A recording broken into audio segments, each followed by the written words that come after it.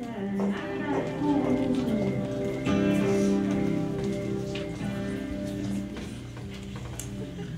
come from a long line of tough cookies, ranging from Norwegian Vikings to Irish potato farms to sturdy Dutch milkmaids. More recently, they were pioneer women who plowed the fields and tended the garden and pushed out puppies in between meals. If they could hear me now, complaining about slow Wi-Fi, soccer Saturdays, and various other first world problems, I'd be toast. My formative years spent in the Midwest were pretty stable and boring.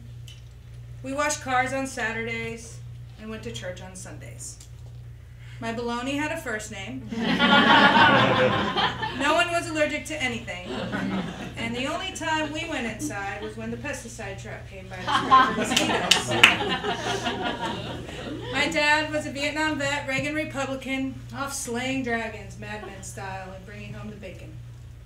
My mom, she stayed home with the three of us. And she did everything else. And I mean every single thing. The concept of having children was really theoretical and inevitable, given I had a uterus and all. That being said, I never thought about baby names, or played house, or imagined myself actually being a mom.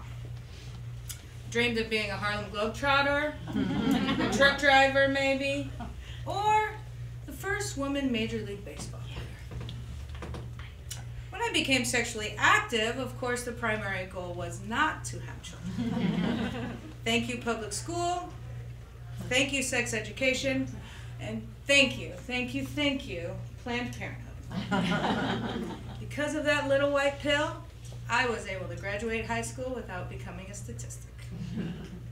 My 20s was a second puberty of sorts. I worked, I partied, I made good and horrible decisions, sometimes simultaneously. I had a few somewhat serious relationships, but it wasn't until my late 20s that I thought if I really did want to reproduce, I should get on it. With this newfound perspective, I started choosing my mates much more intentionally. I'd always dated people who like to have fun, which is a good idea in general, but when it comes to making babies, it's also good that they have a job and no criminal record. My husband and I met at work. We agreed on religion and politics. He was smart, he spoke 5 languages, and he never had glasses or braces. In my warped Darwinian view of the world, this made him a prime candidate for a long-term deal. After 18 months of long-distance dating, we jumped off the cliff and lived to tell about it. Nothing much changed, really, until 5 years later we decided it was time. After one try, I was pregnant. And pissed. No warming up to the idea. No 6 months time frame for my cycle to get back to normal. Just like that, I'm supposed to hang up all my vices and be sober. For almost a year. Some women report feeling more beautiful than ever. A blossoming flower, and all that other rainbow unicorn horseshit. My pregnancy experience was going from an overweight, corn-fed Midwestern girl to a sweaty, belligerent, prize-winning heifer.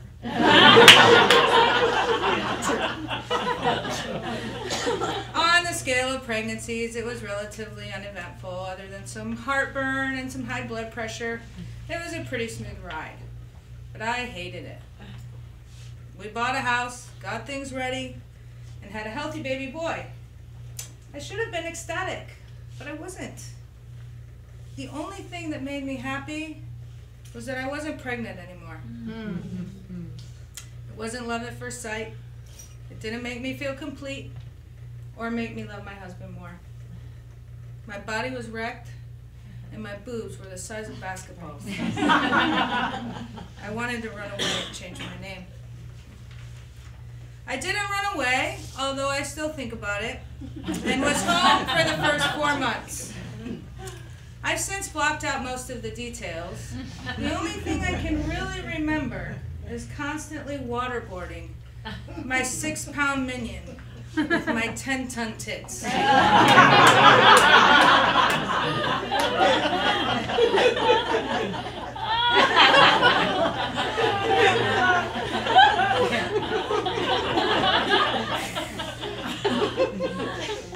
After maternity leave was over, it was time for me to go back to my real job. Begrudgingly, I found a daycare and I kicked my son to the curb. I hated my job even more than before. Plus, I hated my husband for not being independently wealthy. When I was working, I wanted to be at home.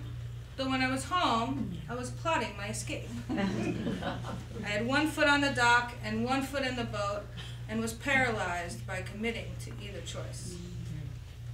6 months later, the economy crashed, and I got laid off right before my son's first birthday. I was shocked and excited. I was free.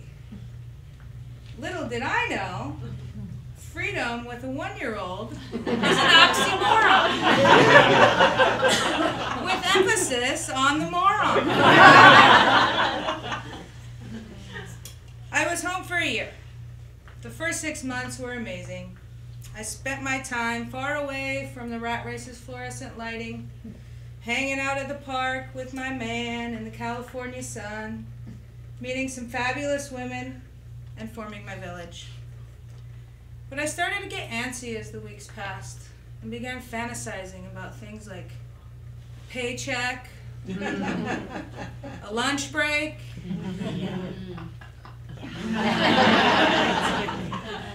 and full-time childcare.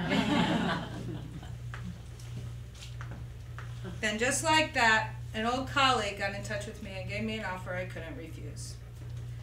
I was lucky enough to find a better job than what I left, making more money, having more flexibility while working less hours. Did I mention a lunch break? And believe it or not, I was brave enough to have another son. Lucky enough to have another smooth and healthy pregnancy. I'm speaking now as a working mom of 2 boys, ages 3 and 7. Working full-time can be tough at times. You feel like you're never really doing enough in either camp, but for me, it's the best choice I can make. Do I miss my boys sometimes? Definitely. Would I love to make the same money with a part-time gig? Sure. Do I dream of being a stay-at-home mom? Not anymore. My life now is so different than the women who came before me, but in many ways it's exactly the same. Regardless of the details, we feed and nurture and discipline. We worry and scream. We screw up, and we pee a little every time we sneeze.